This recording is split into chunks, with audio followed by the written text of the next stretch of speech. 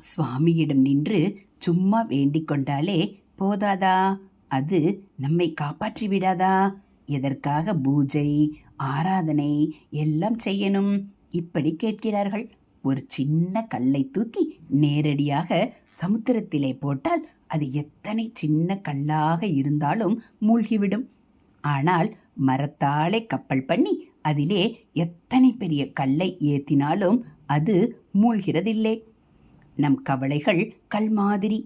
அதை மனசு என்கிற சமுத்திரத்தில் அப்படியே கொட்டக்கூடாது. அப்படி கொட்டினால் அது கவலையில் மூழ்கிவிடும்.